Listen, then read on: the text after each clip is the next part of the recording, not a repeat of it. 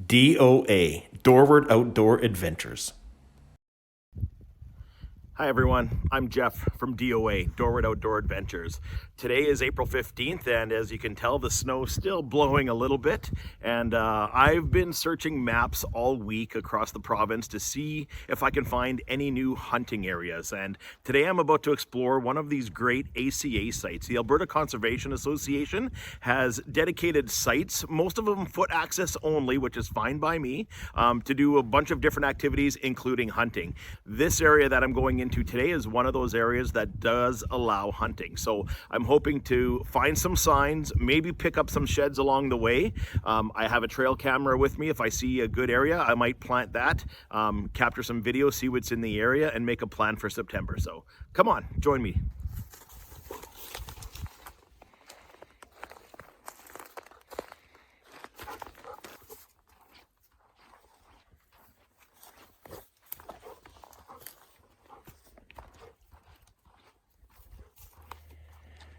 This area looks a little bit moosey to me.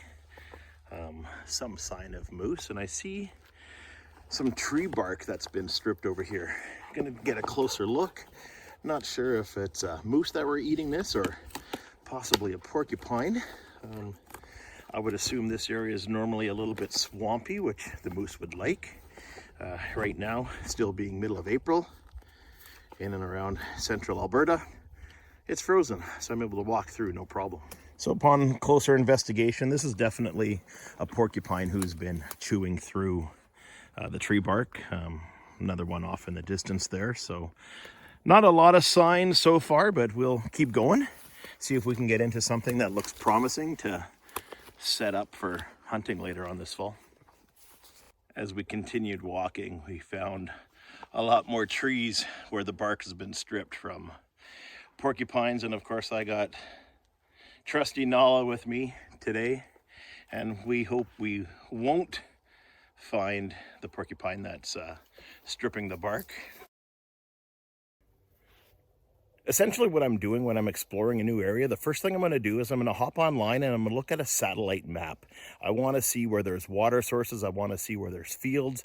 I want to see where there's tree covered areas, and it gives me a good chance to really determine if I want to spend more time exploring that area. Once I'm in that area, what I'm looking for, although the seasons change and what the animals have been doing over the last 6 months over the winter time, won't be the same as what they're doing in the fall. But if I find old scrapes, old rubs, bedding areas, maybe some heavily used game trails, it's going to lead me into the right area. So that's what I'm looking at today as I'm exploring this new area.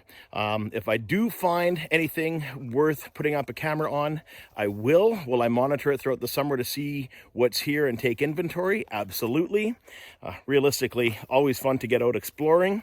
The bonus will be is if it turns out to be a promising property that I can hunt on in the fall.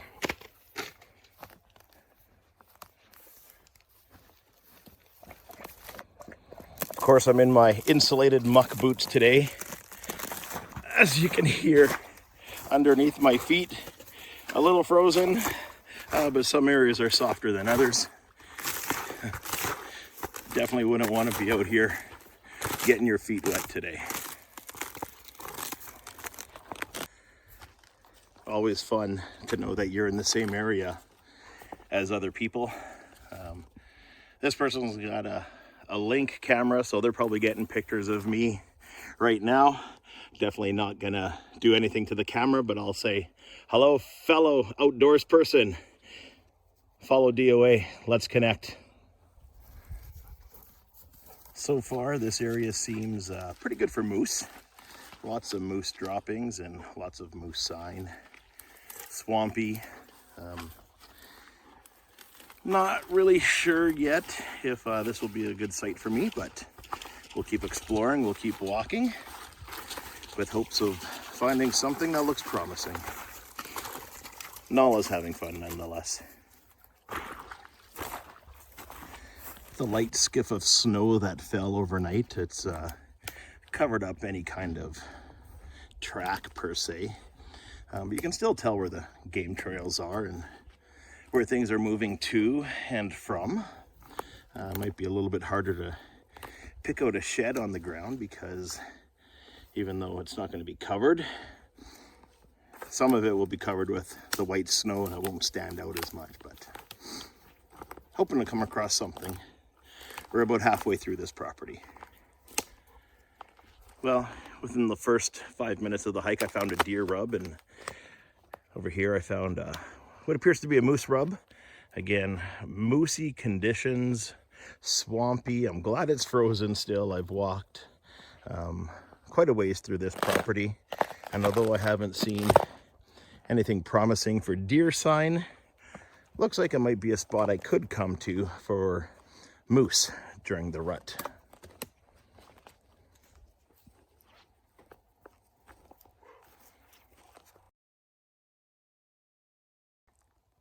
So Nala's going to be 2 in just a couple days from now, and although she's never found a shed, she definitely loves chewing on them when I bring them home when I find them. And having her out in the bush with me is interesting. She normally tries to lead the way and nose to the ground smelling, and she definitely smells where the trails are and where scat and scrapes are. And I kind of sense to sometimes just let her lead the way and follow her. Because she's got that animal instinct, and maybe she's onto something that I would never see. So always fun exploring, and having Nala out here with me makes it just as enjoyable for her as it does for me. Always a good thing to know exactly where you are when exploring new areas. As you can see from here, that's the ACA site, and a couple feet over, private property. So always good to know exactly where you are in the bush. One thing that I use to help me with that is the iHunter app. It gives you information at your fingertips. It outlines the zones. It has grazing lease information. You can buy landowner maps, public land maps. Just a great tool to have with you out in the bush.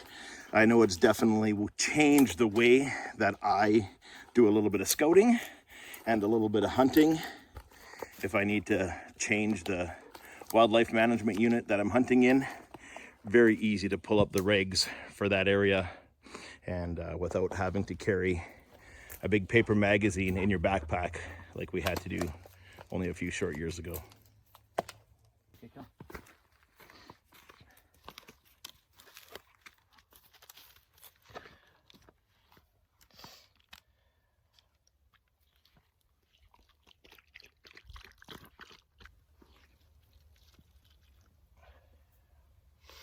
Always important to remember which bottle belongs to the dog and which bottle belongs to me. Good girl. Came across, it looks to be a little bit of a leg bone or something. Not sure if Nala will like that or not. Doesn't appear to be. I know my good buddy Dan from DC Outdoors was also out combing this area a little bit earlier this year, and he came across some bones as well. So not sure if we're in the same spot, but always fun to talk with fellow outdoors people, and sometimes have some great connections and make some great friendships with people that have the same passion that you do. When I'm exploring new land, I try not to follow the same trail back out as I did in. I like to cover quality trails. I follow game trails. I see where they lead. I see where they go. I try to work my way off as a crisscross pattern through the area so that I can cover as much ground as possible without retracing my steps more than once. Looks like this property might be one of those areas that I come to for a moose try every now and again if I'm getting not a lot of action in the areas that I normally hunt. It doesn't seem to have what I'm looking for deer and an all-around bow hunt season, but you know what? It was a fun day out in the woods here with Nala, and we're almost back at the truck now, so we're gonna find our way out to the bush and see what we come across in the next few hundred yards.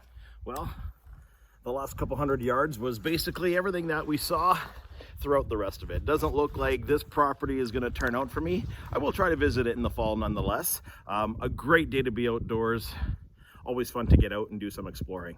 Thanks for watching this episode of DOA Dorward Outdoor Adventures.